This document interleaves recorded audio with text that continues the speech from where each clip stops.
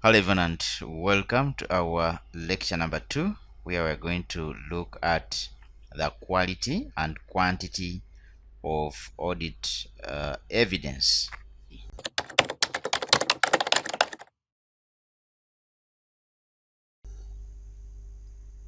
We are saying that the quantity of audit evidence required is affected by the level of risk. That one is without any doubt.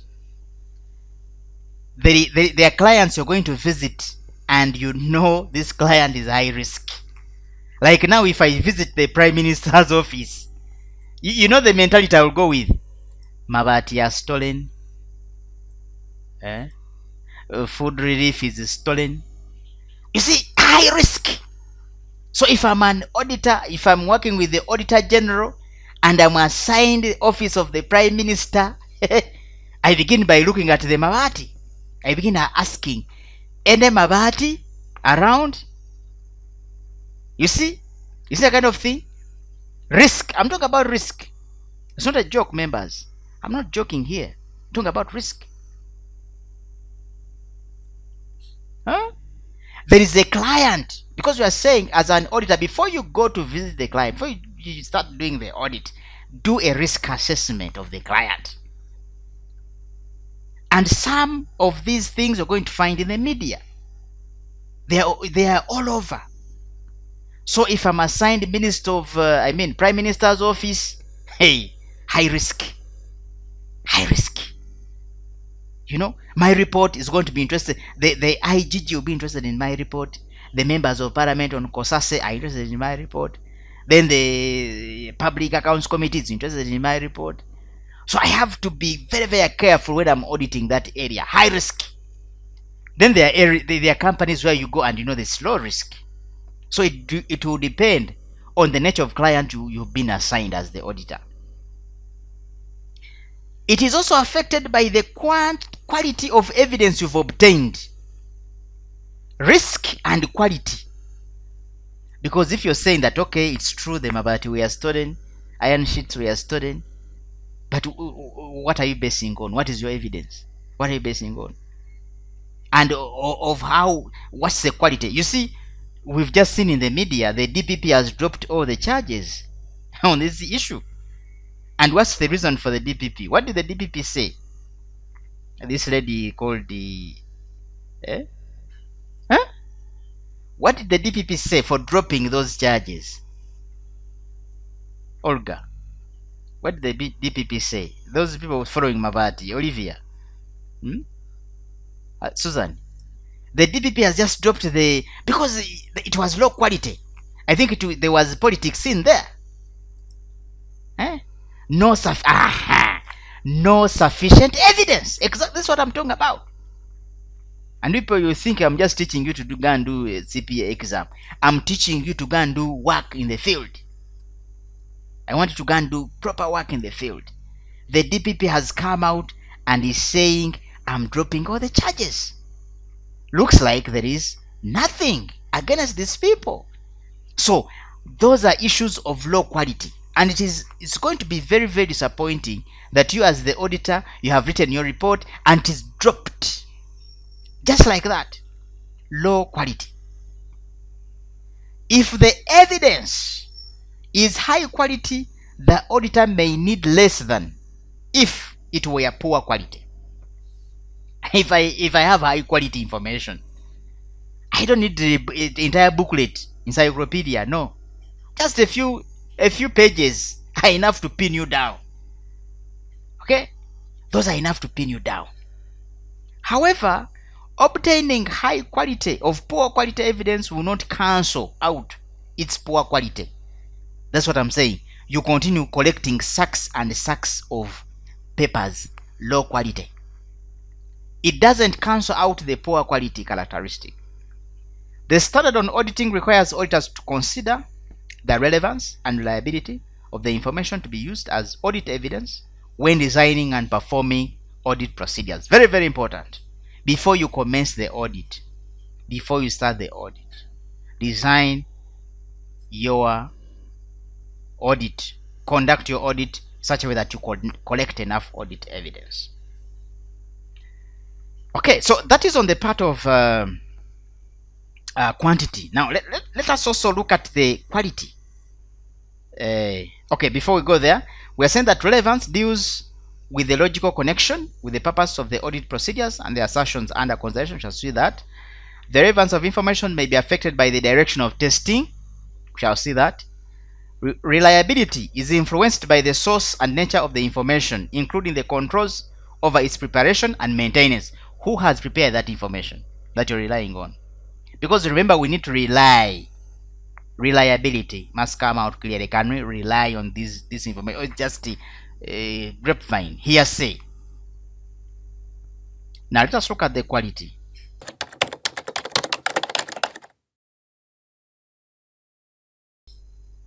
Quality is important.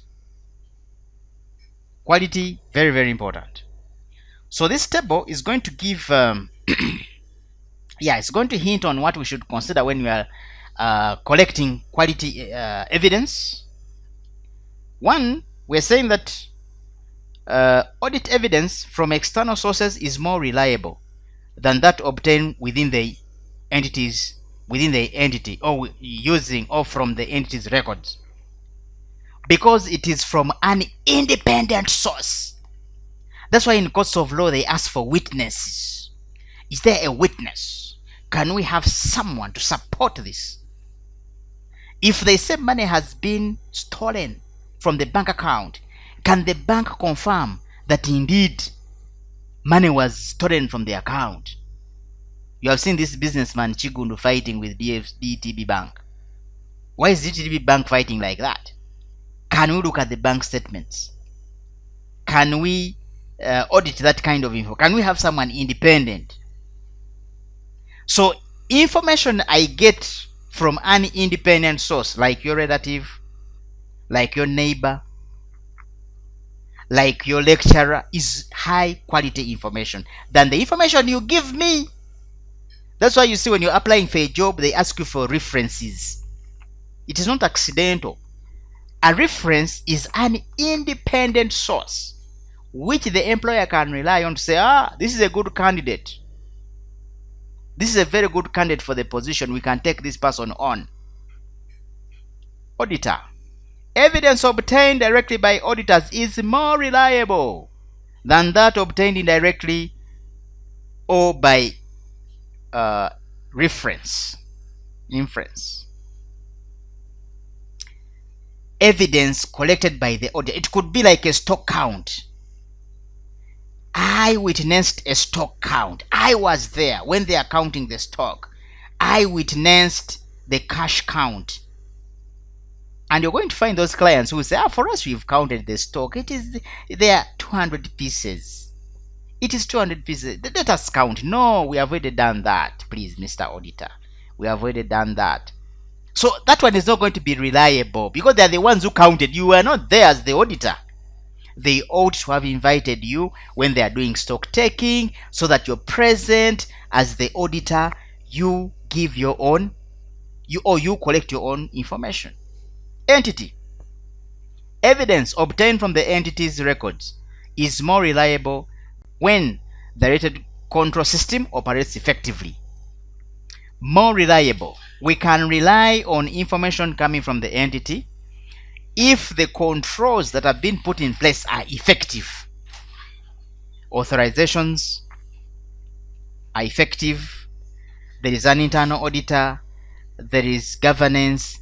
There is a board. Basically, a system of oversight. People can oversee what others are doing. Like in the bank, I think I can relate to the bank.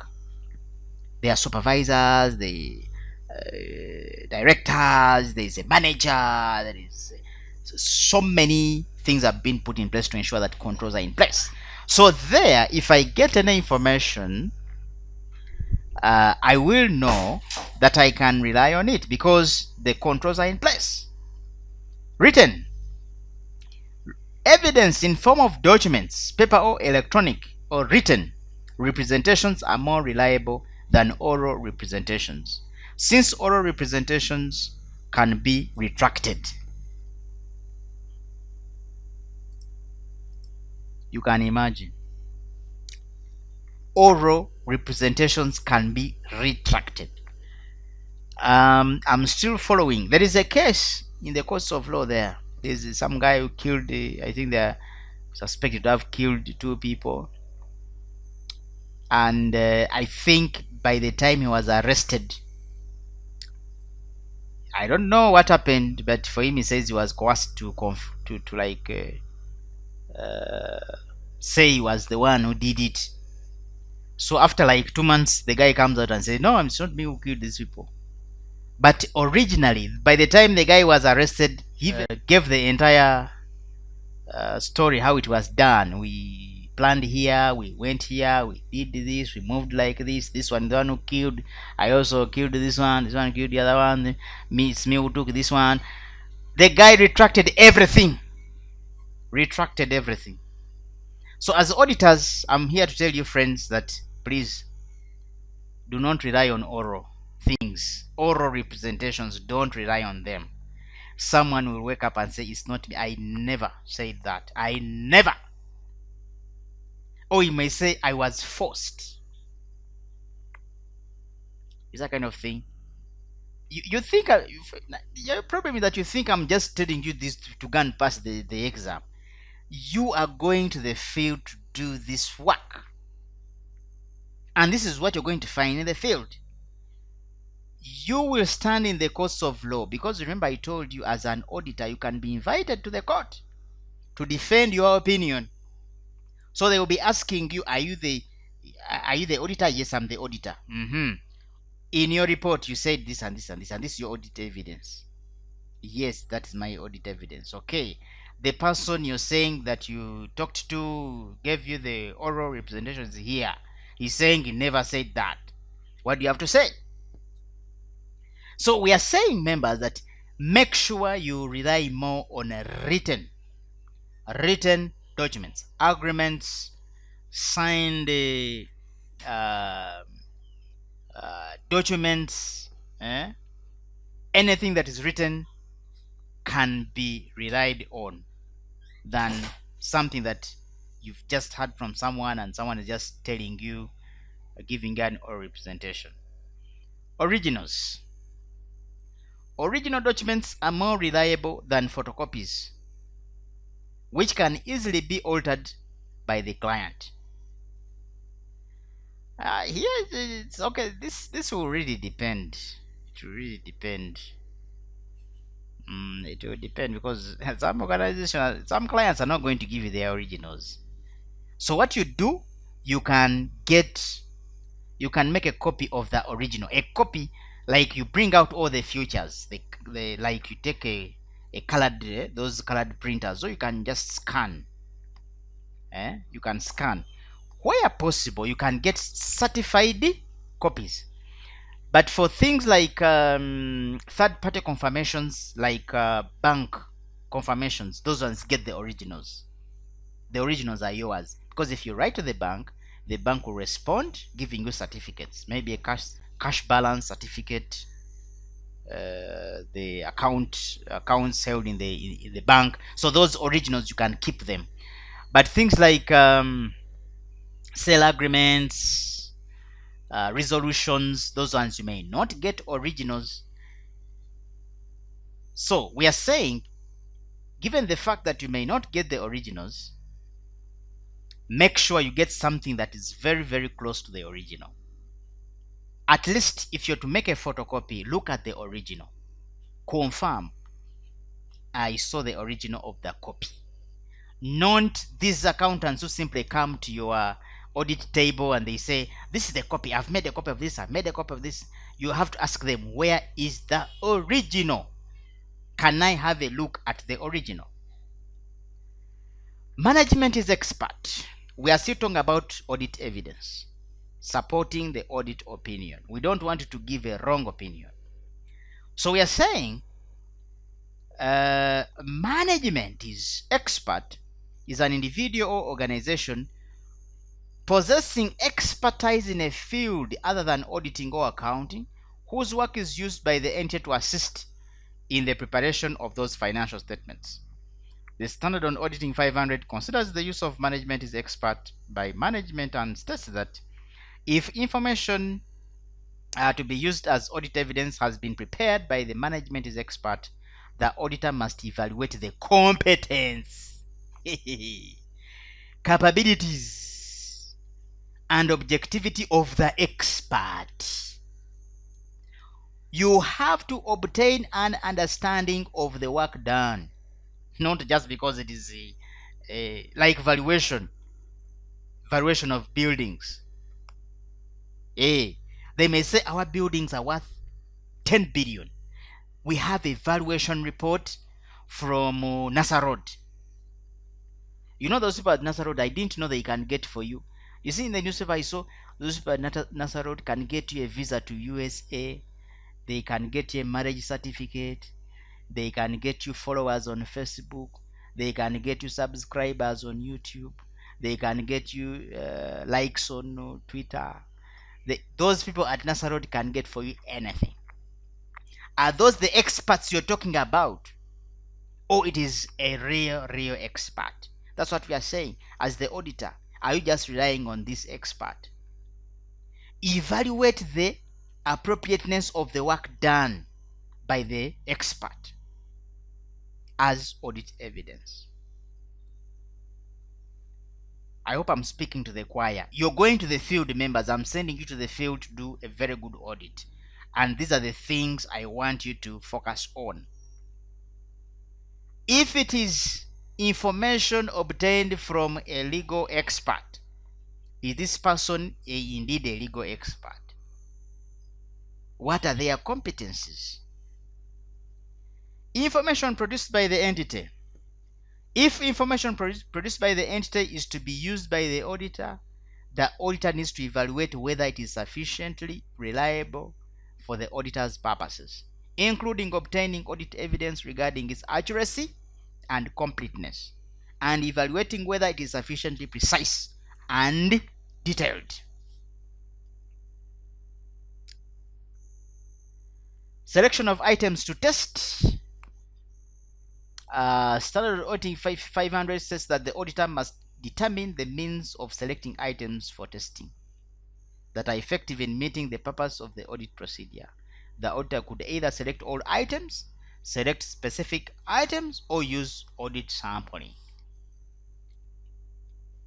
Okay? Again, we are still talking about evidence. Inconsistencies and doubts over reliability. Now, if audit evidence from one source is inconsistent with that from another source, the bank is saying this, the accountant is saying this, or the auditor has doubts over the reliability of this information, the auditor must determine what modifications or additions to audit procedures are necessary to resolve those inconsistencies. So your professionalism is needed here, and you must consider the effect on other aspects of the audit. You're going to find this one, members, a lot. Inconsistencies. Hey, the MD is saying, you see, we have about 10 branches. That's the MD. Then the head of operations say, yeah, there are not 10 branches, there are 9 branches. There are 9 branches. The MD maybe doesn't. Then you go back to the MD, there are 10 branches. So there's a problem there. Then the internal auditor is saying, no, there are 15 branches. It happens a lot. If you look at what's happening in payroll, high risk area, we have 500 employees. That is the accountant. Then the auditor, we have 600 employees. Then the accounting officer, we have 700 employees. You can never get the right number. You can never get the right number. And I think that's why the Auditor General is counting head on head the employees. I don't know how far you have gone, Yairo. Have you counted everybody? Have you counted everybody in the... You can never know how many employees the government has. I don't know whether the Auditor General will manage. They are trying to count the employees in government. Alright, that concludes our lecture number 2, which handles the quality and quantity of audit evidence. So next we shall be moving into our lecture number 3, where we shall have a discussion on the financial statement assertions. So I want you to go to the next lecture video that presents a discussion on financial statement assertions. Thank you.